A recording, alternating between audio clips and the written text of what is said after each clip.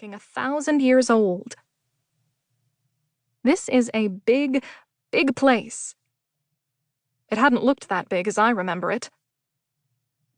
Yes, I admit it's a little crazy how this all came about. You see, I had intended on arriving at my final destination, Bryn Mawr College, before looking for work. Yes, that seemed obvious. But somehow, when the train stopped at Scarlet Mills, the petunias and daffodils surrounding the little platform had seemed to be some kind of sign. You see, my name is Daffodil. So, in my mind, I suddenly felt like this was the place. Had to be the place. This was my station. And in a rash kind of decision, the type of decision I am prone and enthusiastic to make, I jumped out of the train and onto the petunia and daffodil decorated platform. When I realized the college was farther up the line, I decided to make lemonade and began my search for some kind of job. A summer job.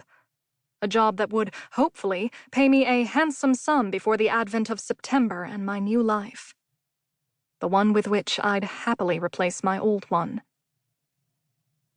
Now, I know I do not get an A for planning here, but somehow, as these things sometimes miraculously do, it worked out. Yes, going door to door, knocking at every address in town seemed like a positively idiotic plan, especially with the June humidity and the bugs swarming around me and not one door opening. And let's be honest, folks, I know some of those people were actually inside ignoring me. But there was a little bit of luck, you see. Just a little synchronicity that somehow led me to the farther reaches of town, even to the outskirts, and to a sweet little stone house up a long, winding road. There were daffodils here, too. So, you see, it was destined. And even though it appeared little at first, as I grew closer, I realized how exactly imposing this home was. I could hear the sound of a conversation inside. Actually, just one side of a conversation. The man obviously being on the phone with someone who must have been extremely talkative, as he couldn't seem to get a word in edgewise.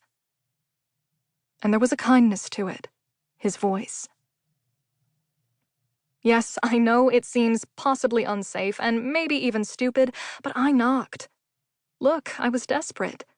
I really did need a job, otherwise none of the rest would work. So you see, dear friend, my dreams were fulfilled when the gentle-voiced man, who happened to be a professor, actually did have a summer job for me. A wonderful summer job.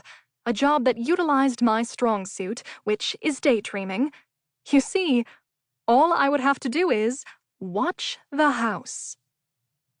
Apparently, there was some sort of renovation to be done in the back. A guest house was under construction. Although, let's be honest, you could fit 5 entire families in the first house, but whatever. And the price was not only right, but beyond right.